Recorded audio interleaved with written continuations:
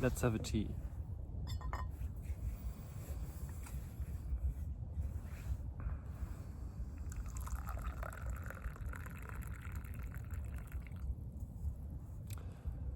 Hello and thank you for stopping by. I'm glad for every single one who's watching this. It means a lot to me.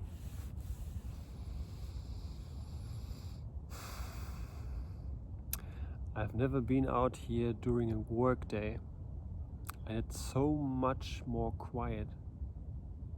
There's no one around.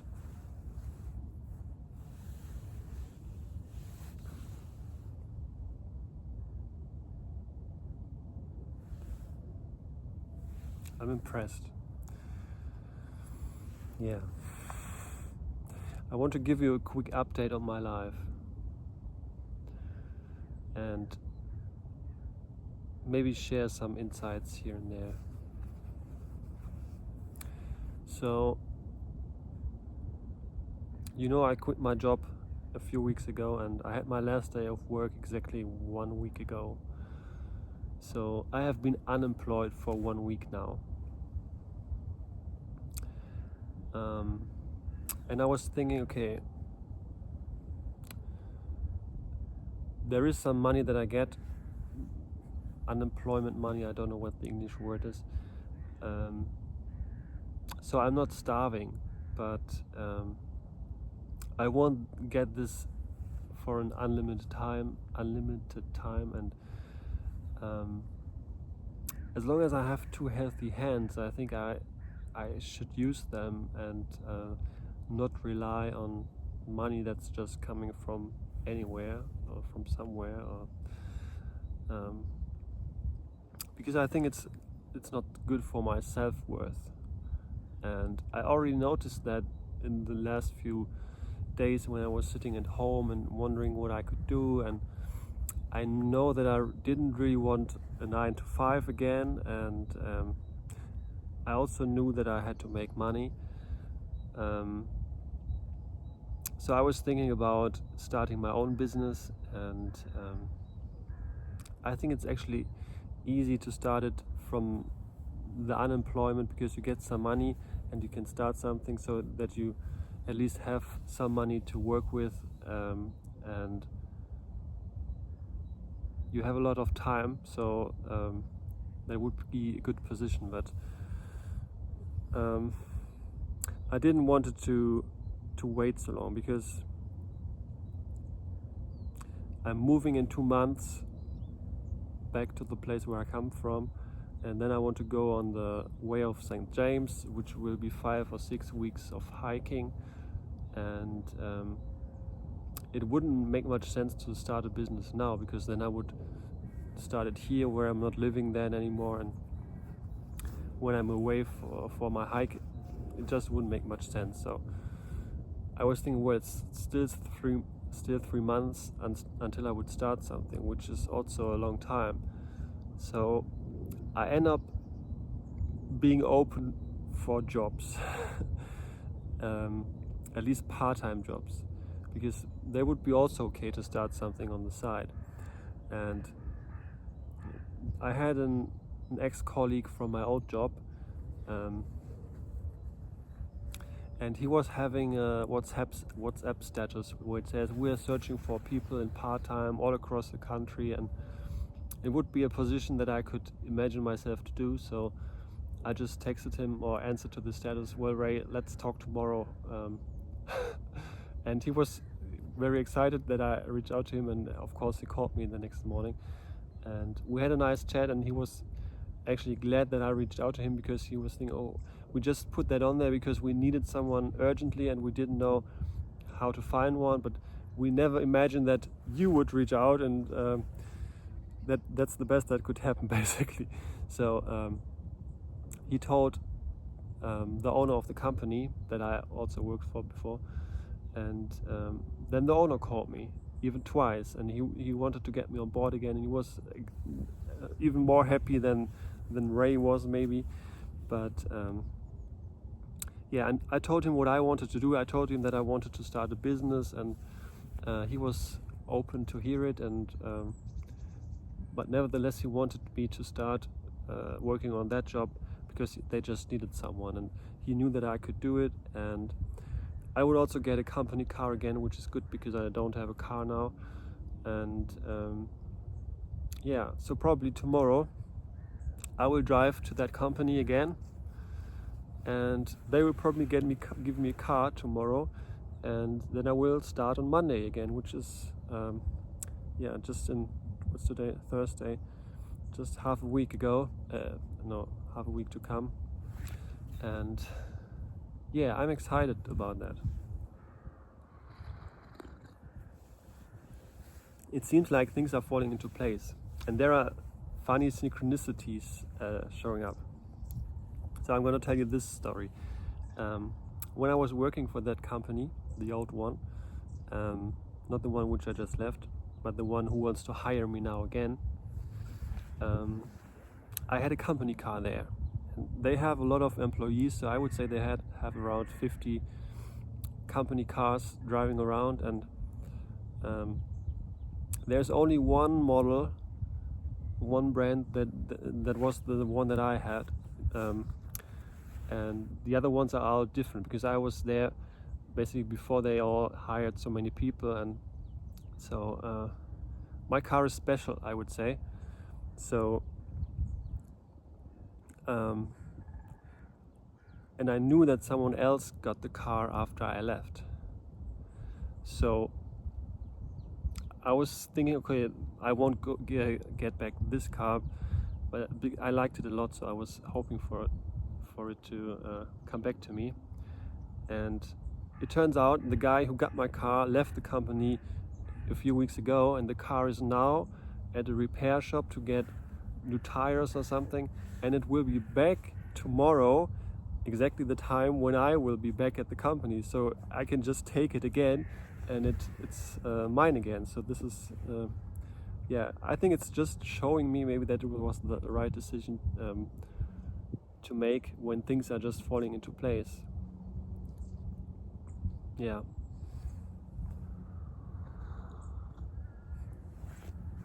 And the other thing is, you know, I wanted to start a business. I didn't want to have a 9 to 5, but I will start working full-time again in this job. So I was a little bit unhappy with that. But then the owner of the company told me, well, maybe you could, or we could source this part out that you will do, and you can start your own company around that, and I would help you. I would invest 20%. I'm glad he does, because he knows how to run a company and how to grow a company, and he could basically be my mentor, helping me with that. And I know that he would be a big help, because there are so many steps along the way that I still don't know, and he is in the business way longer than I am, and I think he would be the best mentor I could wish for. And so the first 2 months I will just basically learn how everything works. I will write down precisely how much time I will need for this, and how much kilometer I will have to drive, how much petrol will I use, and all this stuff, so that I can calculate afterwards if I would run this like a business for myself, how much money do I need to get from my customers. So from basically my ex-boss who's hiring me now, he will be a customer of me in the future. So I can do exactly my calculations. I know exactly how much money I need to take from him to make a profit. The sun is coming out.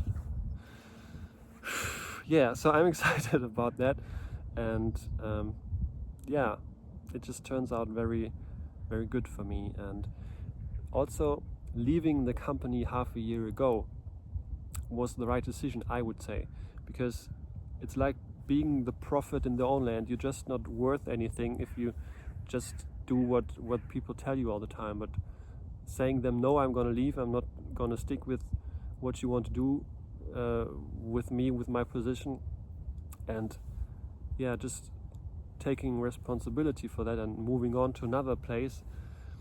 I think it just showed them that I'm not willing to accept everything, and that I will go my own way. And I think they treat me different now. At least that's how it feels. But I would also say, during the last 6 months, I have grown so much.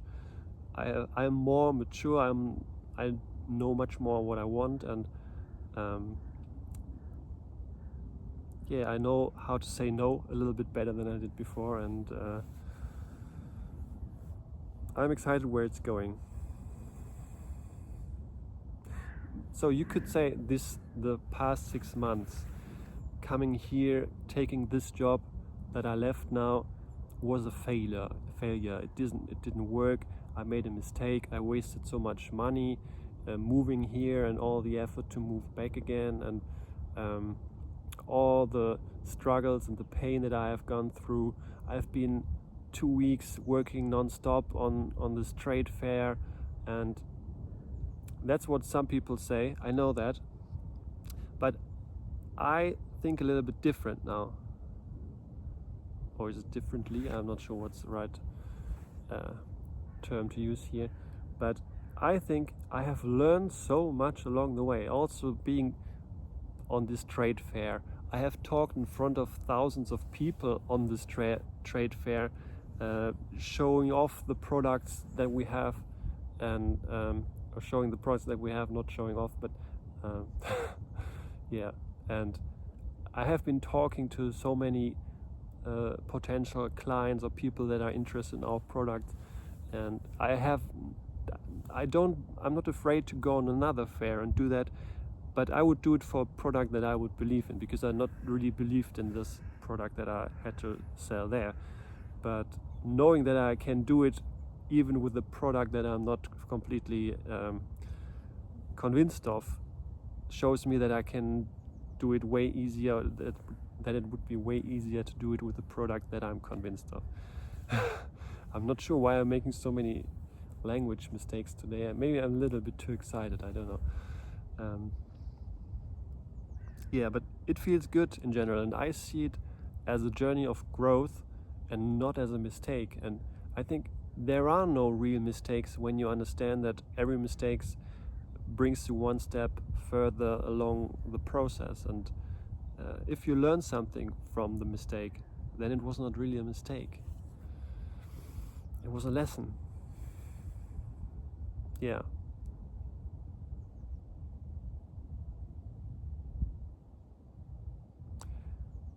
So my uncle, I'm not sure if you watched older videos from me, but I told there was a video about a family gardening, and an uncle that I have that always talks like this. Well, you made a mistake, and I told you before not to go. And I'm not afraid of him saying that, because I know it was not a mistake for me. But it reveals so much the mindset of people when you understand that, and also you will understand why they are not successful. So maybe I give you a quick story about him. So when he was maybe 25 or so, he decided, okay, I'm gonna leave my job behind. He was producing tools or something, so he worked with metal somehow, and he decided, because his wife, she was working for the government, and he was seeing, well, she gets good money and she has security and she gets I don't know, a lot of vacation and stuff like that, and she will get a good pension once she's retired. So he said, okay, I'm gonna work for the state too, and he was looking for jobs to do it. So he ended up working at a prison as a prison guard, and it really screwed him up, because there is such a high psychology, there's so much pressure. You always have to be afraid that the next guy behind you is having a knife in his hand and he's gonna stab you, and so I wouldn't want to work there. And so he got sick, he got a mental illness, and he stopped working after maybe 5 years or so, and they couldn't find a position for him that he could work safely without the pressure, so they retired him with, I don't know, 35 or something. Probably the age ranges are not correct, but I hope you get the point. So let's say he's 35 and he doesn't have to work all his life. He gets a pension from the state, and that's what he has been doing the last 30 years of his life. And now he comes to people like me who are ambitious and who want to chase their dreams, and he tells me, well, you made a mistake going there, and that I told you before, don't go. And I'm not afraid of these people anymore. I used to be very afraid, and I used to be shy and not talk to them at all, because I knew every word I said it can use against me, and I was really afraid of that. But I'm not anymore. So I know where I'm going, and I know that I'm strong, and that I'm getting stronger every day, and I won't stop fighting. I won't stop. I won't stop chasing my dreams, and I don't want you to stop ever chasing your dreams. I know everyone has dreams, and everyone should really follow them. And sometimes I wonder how the world would look like if everyone really would chase their dreams and not listen to every hater and everyone who's trying to get them down. I think we would live in a different world.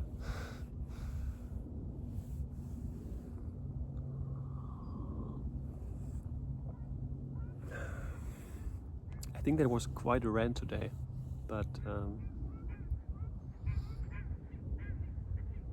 I think that's all I want to say right now. Believe in you. I do. Believe in you.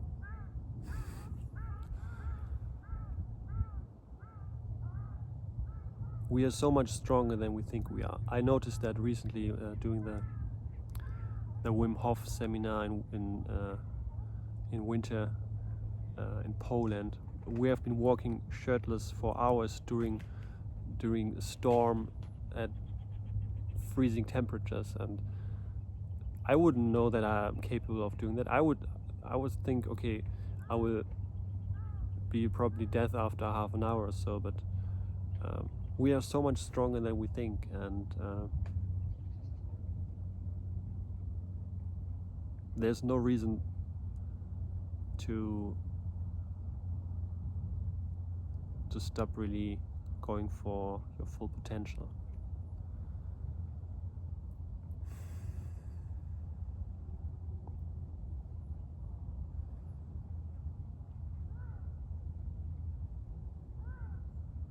If you need someone to give you a little bit of guidance and to show you the way here and there and to keep you accountable, reach out to me. My email is in the description. Wish you a wonderful day. Bye.